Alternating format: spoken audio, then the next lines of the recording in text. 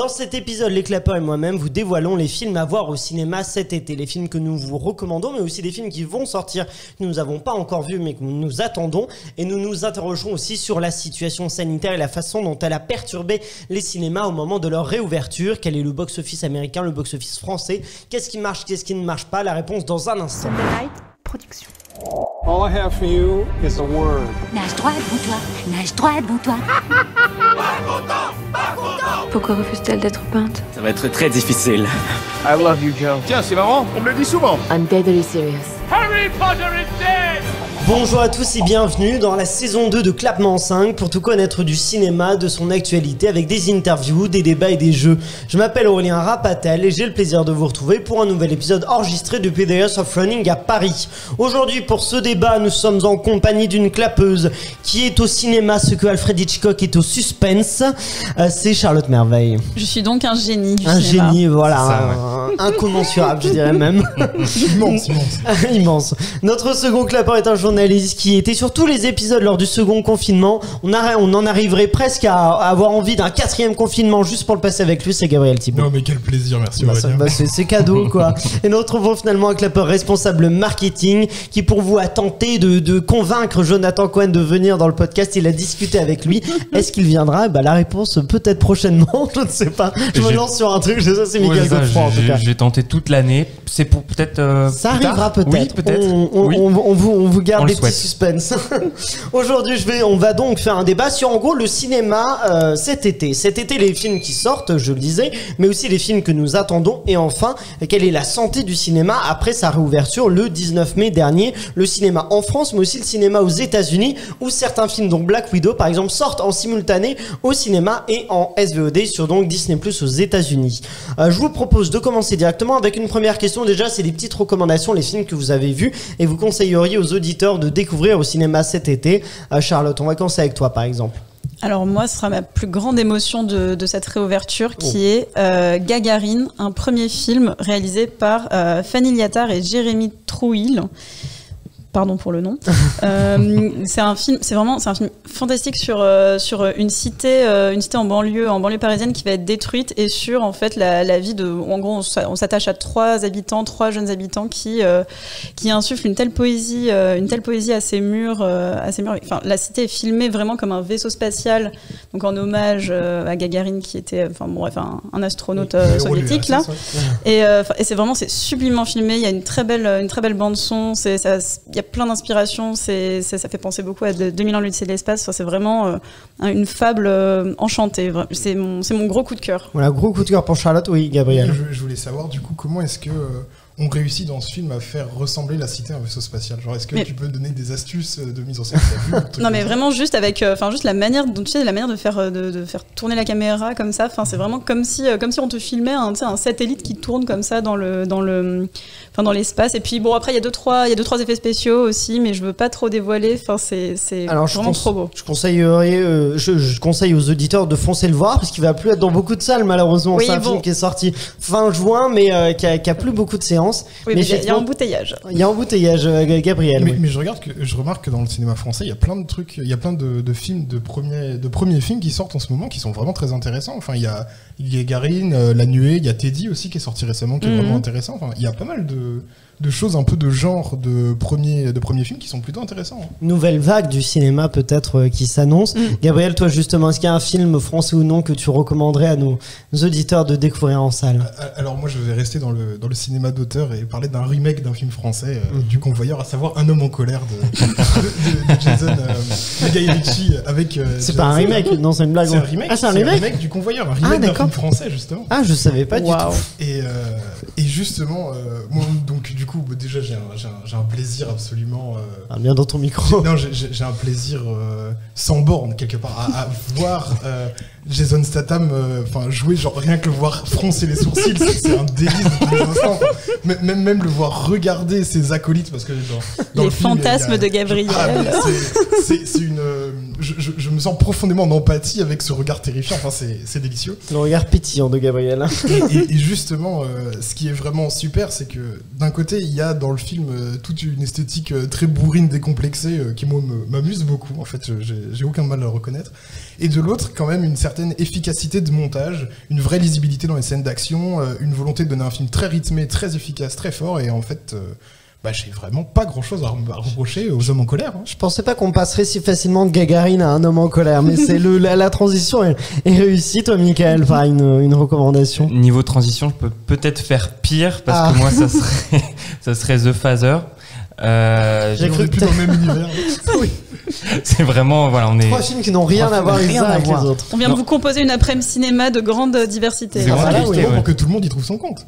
C'est vrai, non, The Father avec Anthony Hopkins, qui a été ma claque en tout cas depuis la réouverture des cinémas. Donc pour ceux qui savent pas, donc c'est Anthony Hopkins qui joue un grand-père de 80 ans qui a la maladie d'Alzheimer, qui a une relation particulière avec sa fille au moment de vraiment chuter dans cette maladie-là. Du coup, on est vraiment à la place de ce personnage-là, on vit vraiment ce qu'il vit quant à cette maladie, et c'était vraiment poignant et c'est un très grand coup de cœur. Je vous l'invite fortement et il a très bien marché au cinéma, donc je suis très fier de ce film. Bravo. Et c'est un film pareil qu'on pourra difficilement voir au cinéma. Ça suffit, Aurélien. Sorti le 26 mai, si je dis pas de bêtises. Ça commence à dater un petit peu, mais bon.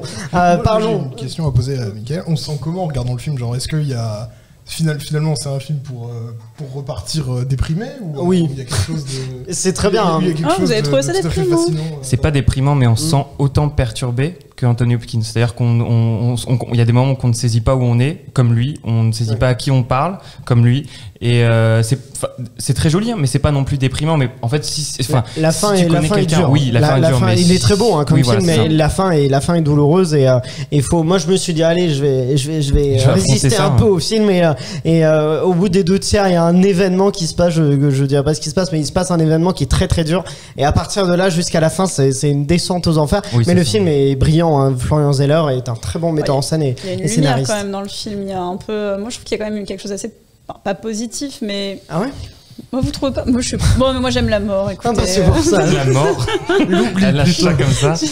Parlons dans les films qui sortent en ce moment. Il y a aussi tous les films donc de Cannes 2021. Toi, tu nous parlais d'un film Gagarine qui a été le label de Cannes 2020. Mais 2021, on a plusieurs films. Il y a Titane, il y a Annette, il y a Benedita, il y a quoi d'autre? Il y a Bonne Mère, Bonne Maman. Bonne Mère d'Avière. Bonne Mère, c'est ça. Il y en a plusieurs. Teddy, il est à Cannes aussi ou pas? Teddy, il était label 2020 aussi. Donc dans ces films-là, est-ce que toi, Charlotte, par exemple, il y en a que tu recommandes dans ces films cannois de cette cuvée? Sans hésitation, Annette de Léos Carax, vraiment qui a fait l'ouverture donc du festival de ce Cru 2021. C'est vraiment un film. Je sais même pas comment le décrire. C'est un film déroutant. Alors faut savoir un petit peu faut savoir un petit peu ce dans quoi on s'engage. Bon, après Léos Carax, c'est quand même quelqu'un. C'est un univers particulier. C'est un univers particulier qui a déjà réalisé plusieurs films, Holy Motors, Paula X, Mauvais Sang, les Amants du Pont-Neuf.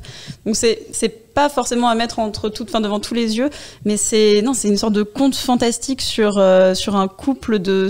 Elle jouée par Marion Cotillard et lui interprété par Adam Driver, un couple de stars qui s'aiment, qui se déchirent, et puis un événement à un moment donné que nous ne révélerons pas. Il y a un petit côté Star is Born en même temps dans c'est pas du tout la même la même ambiance. Hein. Pas la même ambiance du tout, mais dans l'ascension d'un personnage qui crée en fait la descente aux enfers quasiment de l'autre et une relation un peu de jalousie sur fond de réussite. Et moi je suis d'accord avec toi, je trouve qu'il est brillant, Annette, et avec une mise en scène époustouflante.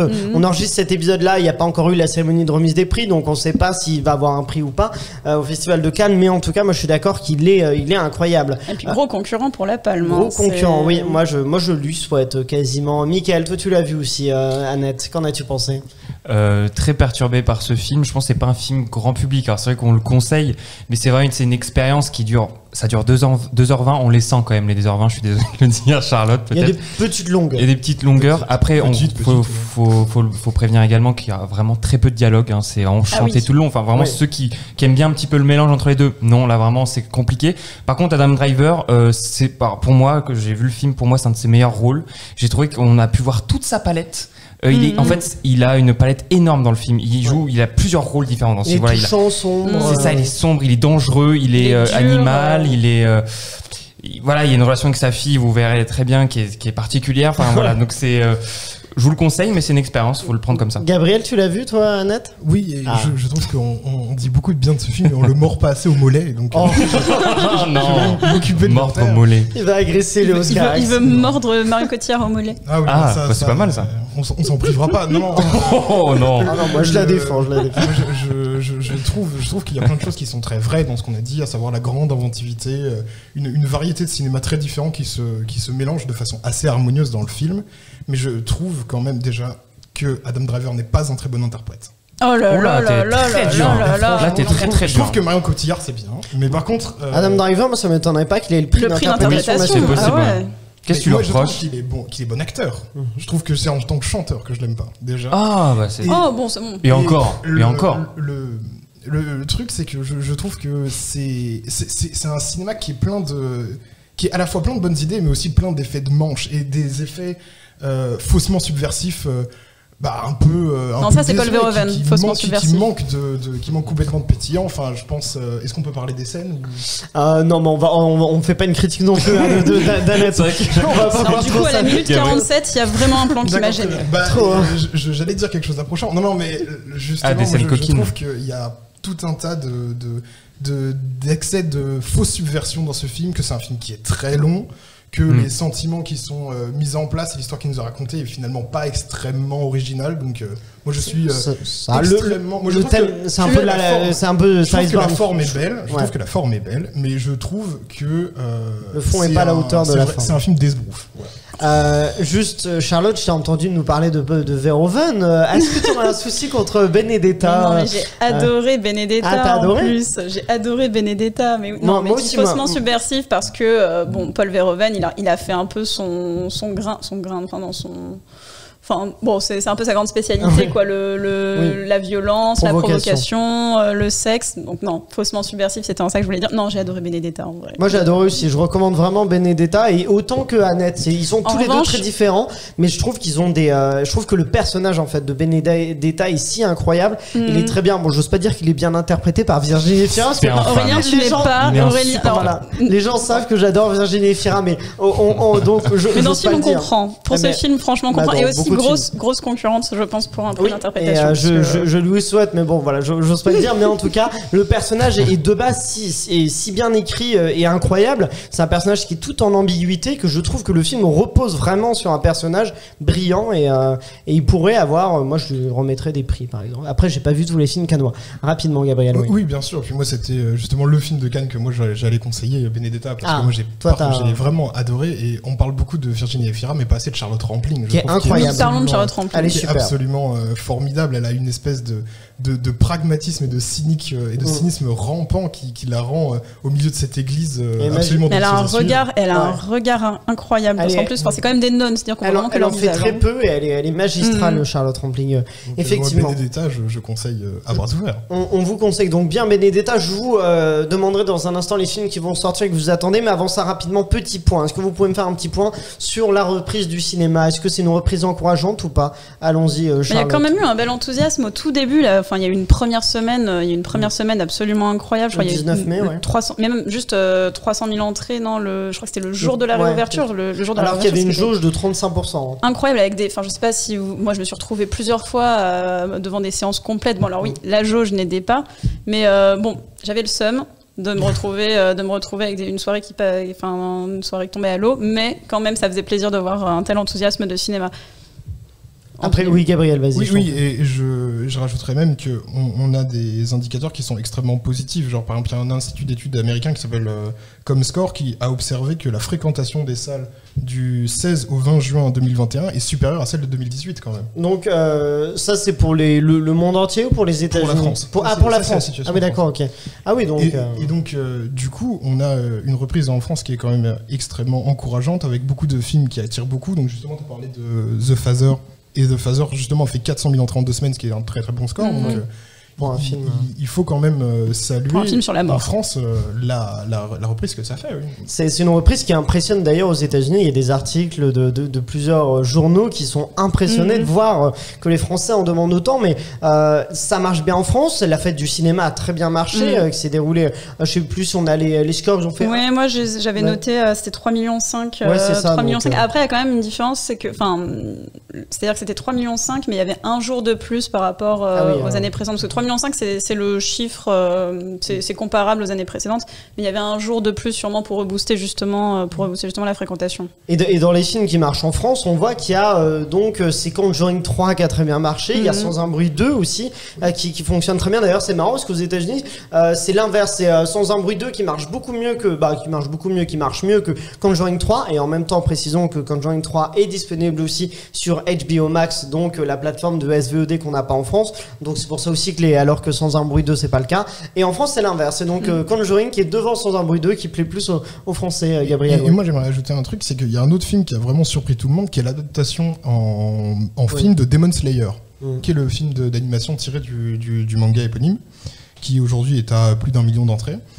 Et un truc que ça fait remarquer, c'est que la fréquentation a été extrêmement boostée par les jeunes en fait, et que il y a des enquêtes qui ont été menées qui montrent que pendant les 5 premières semaines depuis le 19 mai, la part des moins de 25 ans, elle représente 40% des entrées, alors qu'en 2019 c'était 30%.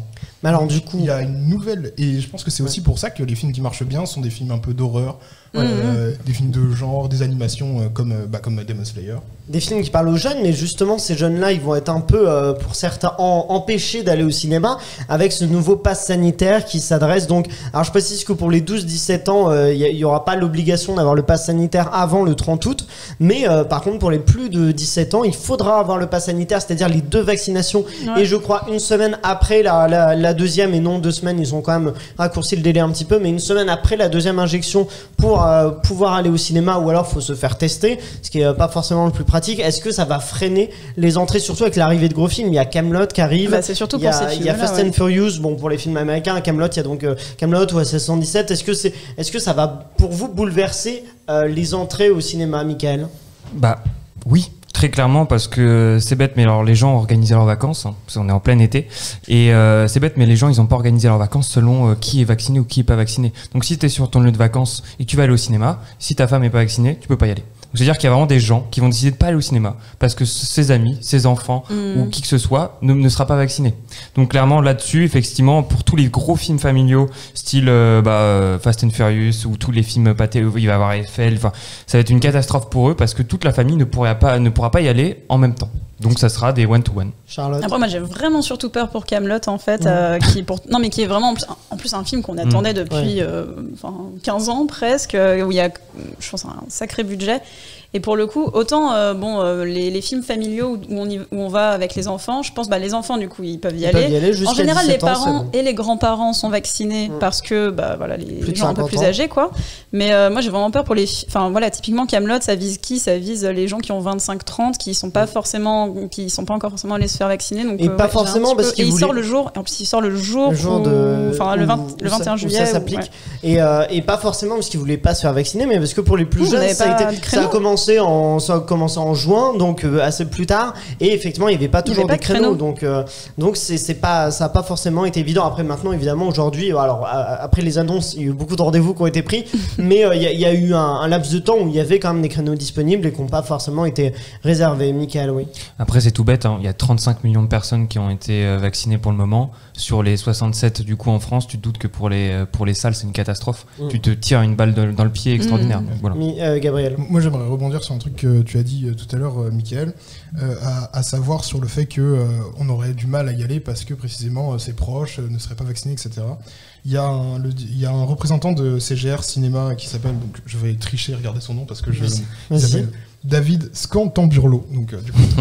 On l'embrasse. Et cet homme-là, il explique que le cinéma, la consommation de films, c'est beaucoup un art de l'impulsion. Ça veut dire que c'est pas des séances qu'on prévoit à l'avance. C'est des gens qui se disent tiens, ce soir on va se faire un ciné, etc. Des gens qui ont un trou de 2-3 heures, etc. Puis une disponibilité. Et précisément demander passeport vaccinal ou de se faire tester avant pour pouvoir montrer que tu as été dépisté dans les 48 heures.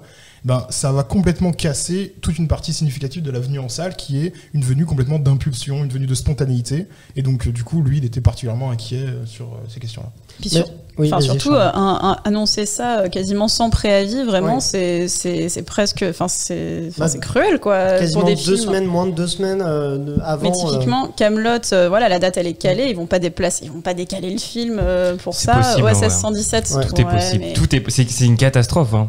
Tout est possible. C'est possible que ce soit décalé. C'est clairement possible. OSS, c'est possible aussi. Hein. Mais parlons un court instant des États-Unis. Je l'ai dit, il y a ce modèle-là des films qui sortent en simultané sur les plateformes Disney+ comme Black Widow et en même temps dans les salles de cinéma. Est-ce que c'est un modèle viable ou pas? Parce qu'on voit que par exemple avec Black Widow, ça a l'air de bien marcher parce qu'il fonctionne très bien en salle. Les derniers chiffres que j'avais, c'est environ 90 millions de dollars parce que ça se compte pas en entrée là-bas, mais en dollars. Donc 90 millions de dollars pour la salle et 60 millions sur Disney+. Alors je sais pas si c'est global en fait. Les 60 millions de recettes sur Disney+, c'est global dans tous les pays dans lesquels le film est disponible. Alors que les 90 millions, c'est juste aux États-Unis, tandis que tu as le chiffre au monde pour Black Widow. Et c'est 218 millions. Voilà, donc pour à l'heure où on enregistre ça évidemment. Comment est-ce que c'est un danger ou pas? C'est une catastrophe pour les salles de cinéma. Enfin, c'est une catastrophe pour les salles de cinéma. Les gens vont prendre l'habitude de regarder. En plus. Franchement, moi je comprends pas les gens qui regardent Black Widow sur leur ordi ou sur leur télé. Enfin, je veux dire, un film pareil avec des effets spéciaux, Les auditeurs te demanderaient peut-être pourquoi est-ce que c'est une catastrophe alors qu'il a l'air de mieux marcher en salle que sur Disney+. Non, parce qu'après, c'est juste une question d'habitude. C'est-à-dire que quand tu compares avec, je sais pas, je crois qu'on pense Captain Marvel. Bon, alors après, le contexte était pas le même, mais à la même époque, Captain Marvel avait fait 2 fois plus et c'était que sur la salle, en tout cas pour les États-Unis, et il avait fait quasiment 2 fois plus et c'était que sur la salle. Gabriel, ouais. Oui, et puis moi je fais complètement mienne l'inquiétude de Charlotte parce que dans les faits, il faut savoir qu'en plus Black Widow, c'est pas n'importe quel dispositif de similarité VOD comme peuvent le faire par exemple Warner Bros avec HBO. C'est que il faut payer un surcoût quand on est sur place pour pouvoir avoir accès au film. Et on voit bien que quand on est chez soi pour pouvoir voir le film sur Disney+, en plus de l'abonnement Disney+. C'est ça.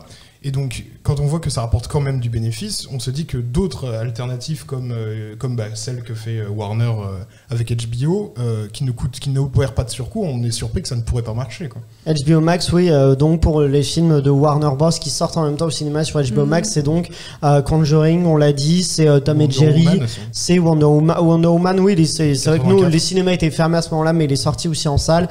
Il y a plusieurs films comme ça, il y aura Space Jam aussi qui sort en simultané. Michael, oui.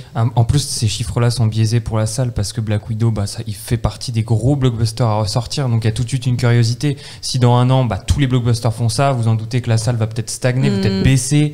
Là, c'est en plus biaisé, on peut pas savoir. Là, on peut pas se juger que sur Black Widow parce que c'était la vraie nouveauté aussi aux États-Unis en termes de blockbuster.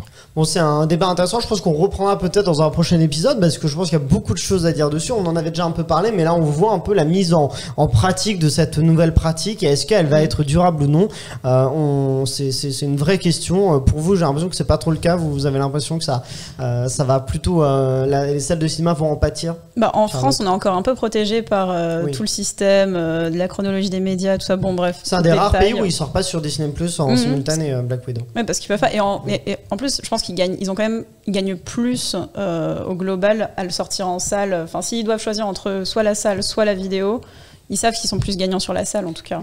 Ils misent sur l'abonnement de Disney+, qui est plus fiable. Il n'y a pas d'intermédiaire avec la salle, tandis que avec la Disney+, tandis que la salle, ça crée des intermédiaires. Gabriel. Et ça peut être ces gains en plus, ils ont une autre signification pour les grandes firmes, puisque précisément le fait d'exploiter les films sur leur plateforme, ça permet de faire une intégration verticale pour ces marques-là qui peuvent récupérer un peu tout le chiffre d'affaires, alors que précisément les chiffres d'affaires qu'on voit souvent quand on regarde les chiffres du box-office, il faut penser que c'est de l'argent qui doit participer entre les exploitants. Il y a des intermédiaires. Alors que précisément l'argent direct que fait Disney quand il réussit à vendre sur VOD Black Widow, c'est de l'argent entre guillemets qui lui est complètement propre, quoi. Donc pour toi c'est dangereux pour la salle. Donc moi j'y vois un danger. Tu vois un vrai danger. Bon, je vais vous demander justement pour terminer rapidement les films qui vont sortir et que vous attendez. J'ai vu citer Kaamelott. Est-ce que tout le monde attend Kaamelott? Oui. En espérant que ce soit pas reporté. Oui.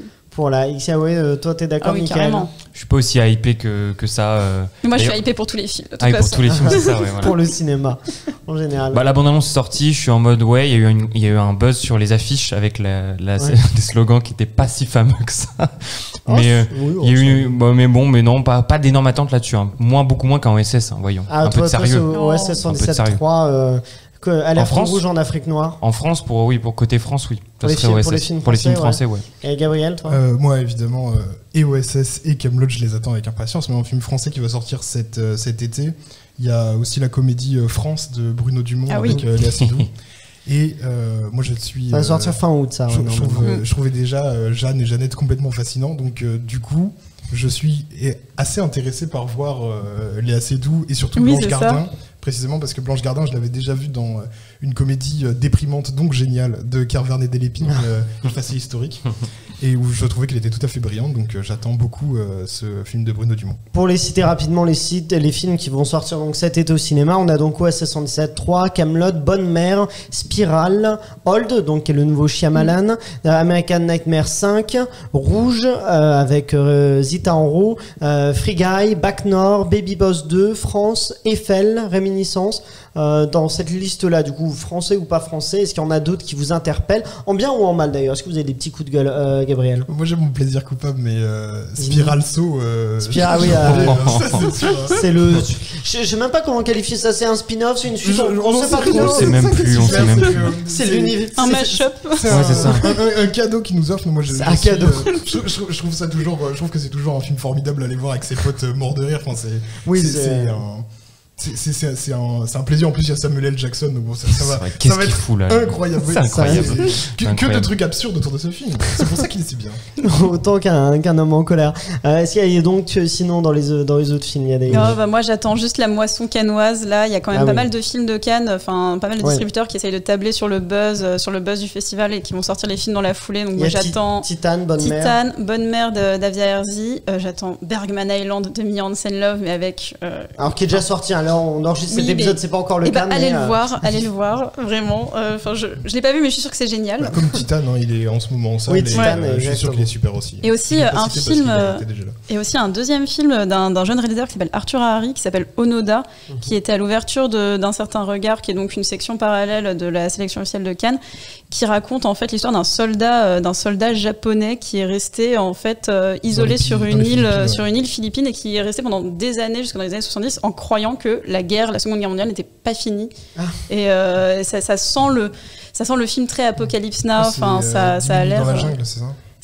Le sous-titre c'est 10 000 nuits dans la jungle. Mais ça a l'air assez fantastique. Ça, c'est les recommandations. Est-ce qu'il y a des choses que vous n'avez surtout pas envie de voir dans cette liste? Spirale, machin. Là. Ah, Spirale, toi, t'es contre la Spirale de Saw.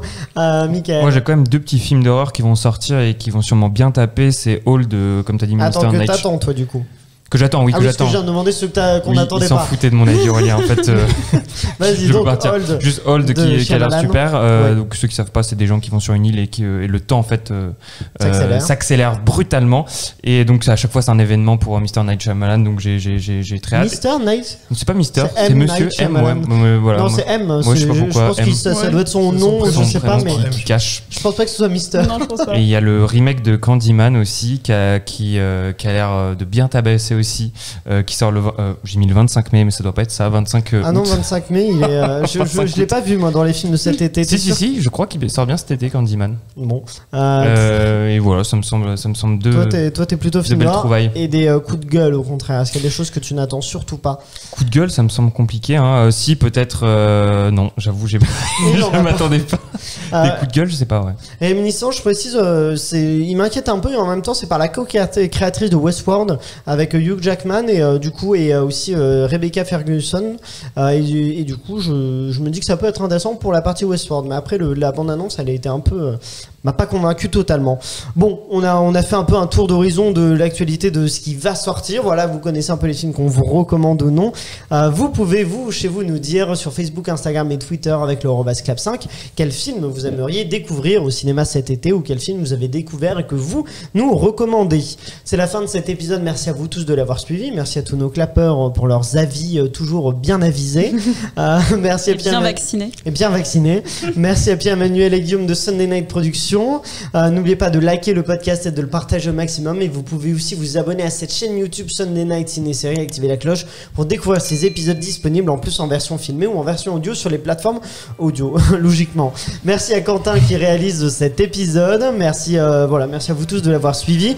On se retrouve vendredi sur Clapement 5 pour un grand quiz cinéma qui vous mettra au défi et dans lequel on vous fera remporter le DVD de Watchmen et les perdants auront des gages qu'ils redoutent déjà. Et d'ici là, allez au cinéma.